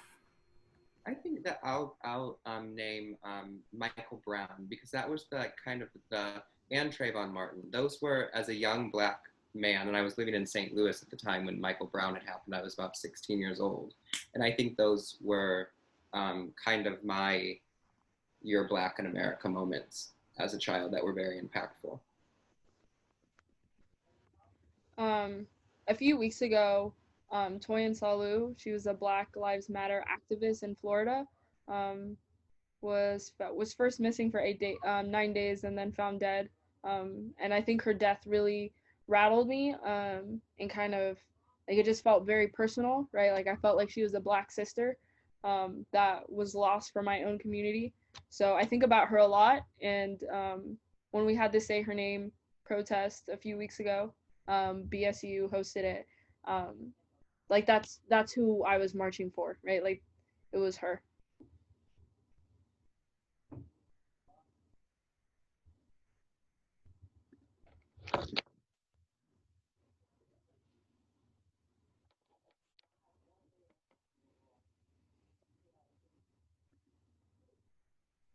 Darwin, did we have any show up in chat? And Kyra, I can't see you now just because of how Zoom rotates in and out. I think she left. She said her audio was Yeah. Oh, yeah. I missed that. He said she's gonna try to get back on, but Oh, okay. Yeah. yeah, there's nothing else in the chat. I kind of cut off the questions because in respect for time. Dr. Jones said Eleanor Bumpers. I can see that. Yep.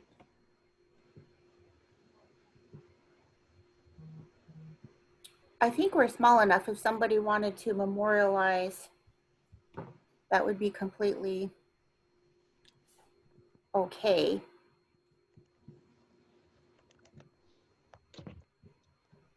I'll share, and I'm sorry I misspelled her name. It's Bumpurs, and I shared this at that rally. Eleanor Bumpurs was killed in the Bronx when I was 14 years old, and that is the first conscious memory I have of someone being killed by police officers. She suffered from mental illness. She was behind in her rent, and like 6 officers came to accost her. She was over 60, I think she was 65, and one shot her in the hand and then shot her in the chest, and she died. And I just remember thinking, you know, she had, I think, 7 children and 20-something grandchildren. Like, what is going on, and how could that be justified? And of course they got off. They were not convicted of negligent homicide or any of the lesser charges. And I remember asking my parents, like, what is going on, and how could they just kill this woman like that? And so that's the first name that I wrote when we were at the rally. And that's the person who I think kind of her death resonated with me, because she would have been my grandmother's age at the same time. My grandmother had died like 2 years before. Thank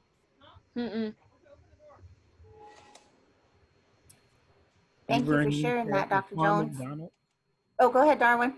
Ibrahim said Laquan McDonald and Jamel Roberson. Yeah, so Laquan McDonald was killed, I think, in 2015, and the video of his murder was released in 2016.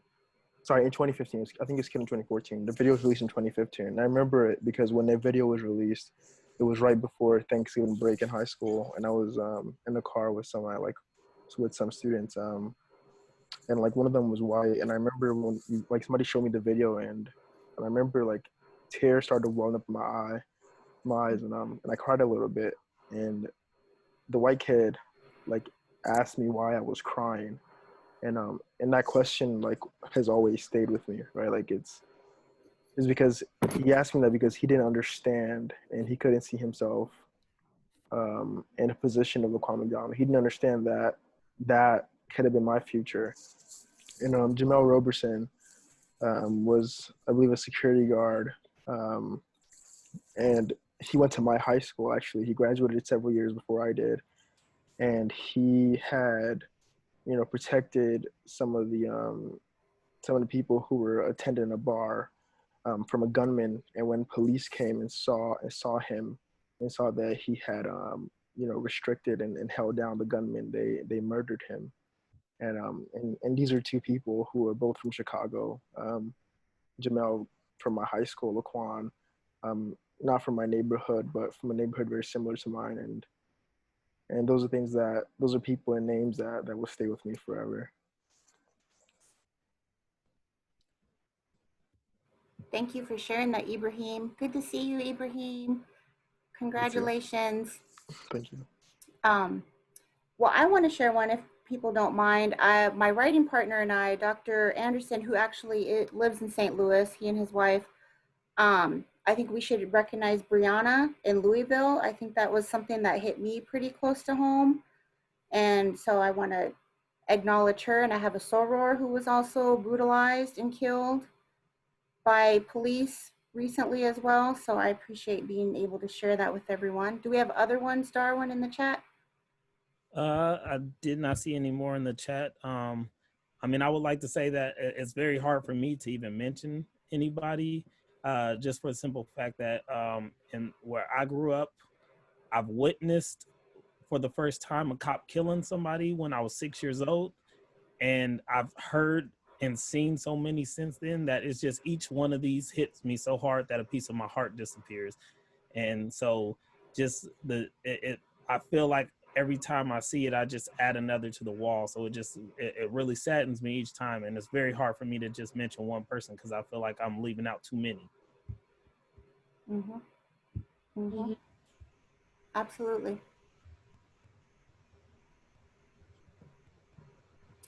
Kyra, you're back on, right? We were memorializing hashtag say her name, hashtag say their names. Was there anyone that you wanted to recognize, memorialize, who was brutalized by our police and now in the spirit world? Yes. I mentioned her earlier, but just to do it again, Kayla Moore. Like I said earlier, she was brutalized by it was Berkeley Police Department, and her friends had called because Kayla Moore was schizophrenic and she had other mental health problems, so called because she was worried about her. And the police showed up and ended up murdering Kayla Moore. And not only that, they also wanted to put they wanted to put something over her head, like a bag over her head. And even though they didn't end up doing that, the fact that that's something that they would do to a Black woman is just disgusting. And it is just that story always just bothers me because it just shows like how Black trans women especially are just not protected. And yeah, so her name was Kayla Moore. Mm-hmm. Thank you. Last call, Darwin, for the chat. Do we have anyone to recognize? I do not. Okay. Our amazing young scholars and leaders. You're gonna, as they would say, I'm missing powwows. I can't dance this year because of COVID. So we would say you have to take us out of the arena. You have to take us on out in a good way. Do you have any final words for us? I would just like to say, thank you for getting this together and really being, dedicating your work and your career to, really making sure that you're uplifting people and giving me the opportunity to not only share my experiences, but to hear others, because in that dialogue is really where progression and evolution is birthed. All right, before the next one, we also have Vivian Strong. Mm-hmm, mm-hmm, mm-hmm. Thank you. I just want to say thank you really quick to Dr. Yellow Robe. You and Darwin have been very influential in my development here at UNL. You guys have uplifted me since day one, so thank you. I occupy the spaces I do because of your guidance, so thank you very much. Colette, I don't know if you remember, but last year you gave me Bell Hooks's Black Feminist book, and that introduced me to Bell Hooks. So I want to sign off with my favorite quote from her, which is Black love is Black wealth. And I think of that in everything that I do, especially for my community. So thank you. Yes, thank you, Dr. Yellow Robe, for creating this space. Just especially for us to hear each other, like this communication doesn't stop here. This is something that's going to keep going. So I think this was great, like a great just foundation for us to really connect and, share our experiences and hear each other's experiences. And then we're going to be building off that for the future. And so thank you. We will all definitely keep in contact as well. So thank you for creating this foundation for us to be in contact. And thanks for everyone for attending to and listening to our thoughts.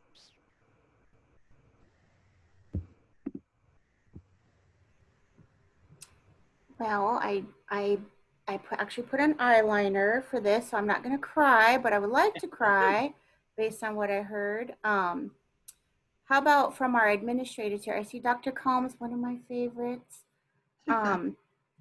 Yeah, I would like to say something, and I have been absolutely blown away this evening. Each student, each panelist has been so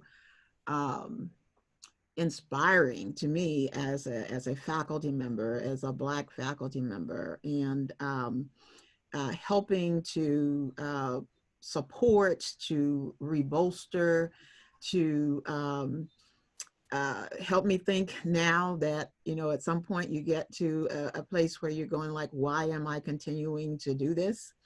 And just your comments and your excitement, your enthusiasm, your just truth that you spoke about your experiences has really, really been an encouragement for me.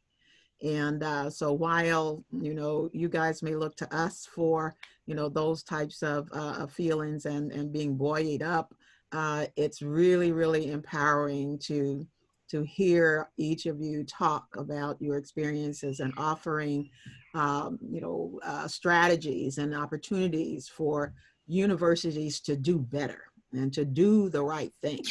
And not because it's something that is the flavor of the month to do, but do it because it is the right thing to do, just forever. So thank you so much. I even have my granddaughter here because I wanted her to hear you guys. I brought her in. You know her, Batool. This is McKenna. Yeah, hi. And because we need to train early, we need to you know, to infuse this kind of information into our children early. So I thank you so much. I'm really full right now. I really am. Thank you so much.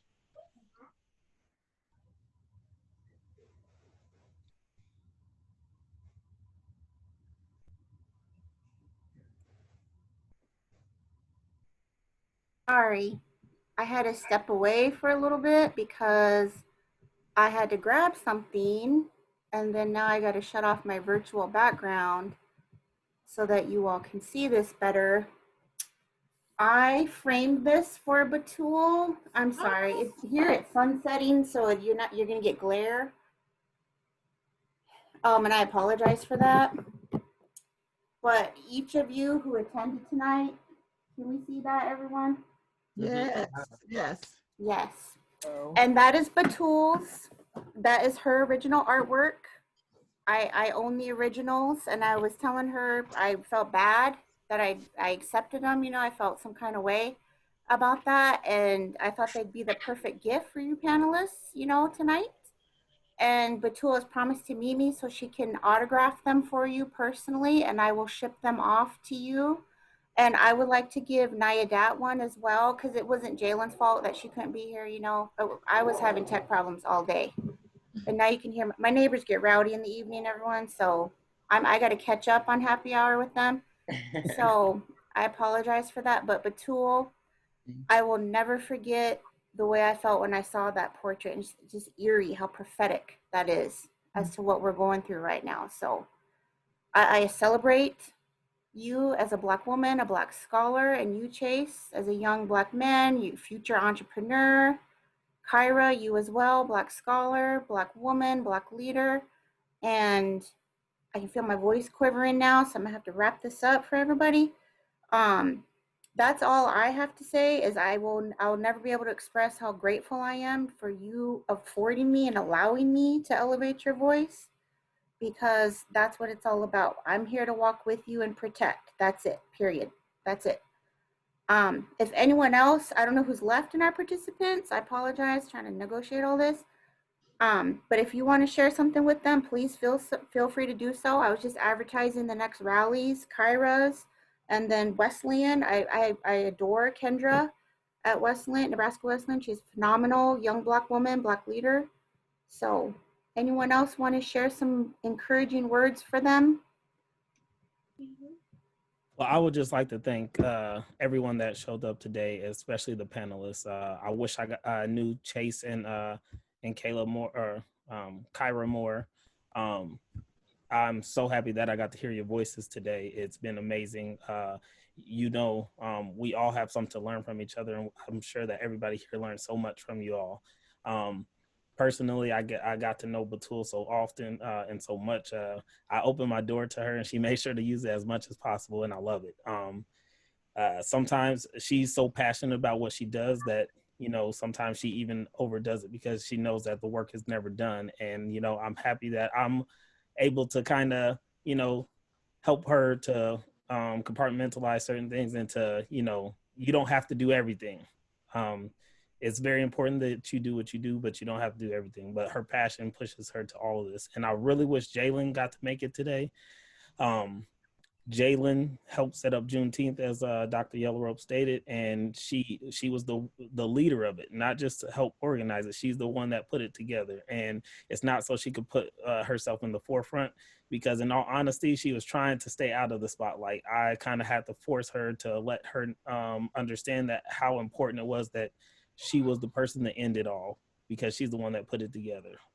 But she didn't do it so she could be seen. She did it because she knew it was the right thing to do. And then I would like to thank Dr. Yellowrope, because Dr. Yellowrope reached out to me to make sure that I was a part of this today. And I'm more than thrilled to be a part of it. I'd also like to say thank you to Dr. Yellowrobe and the panelists. This has been an amazing evening this morning, or amazing evening in our conversation, and one that will continue not only from this evening, but to the morning and many mornings after, as we continue to raise up every day and look at how we can make a difference. And our panelists, you're our present and our future for making great things happen. So thank you.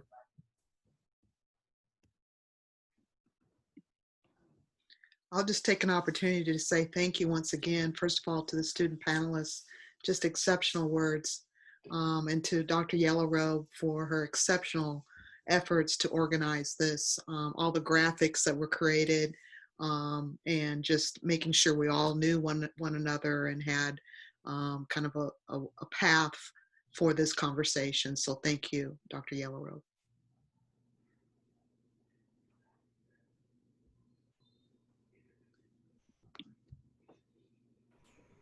Well, and okay, well, thank you for your patience, everybody. I know we ran over a little bit. That was the conclusion of tonight's program, unless I see the chat lighting up again, though, Darwin. Do we have any? It's just really thank yous. Thank yous. Yeah. I should be able to salvage those. Oh, go ahead. Sorry. I think that was just the echo. Oh, yeah. Thank you for your patience with my cat. My cat's really distracting me right now, everybody. And I'll make sure UCOM edits that out of the YouTube, just so everyone knows. But the names I did see, I appreciate each and every person that came tonight to join with us. And I wish everyone well. I cannot wait to see everybody in person. I'm pretty much ready for that. And we will let everyone go. Have a good night, everybody. Thank you. Thank Aish. you.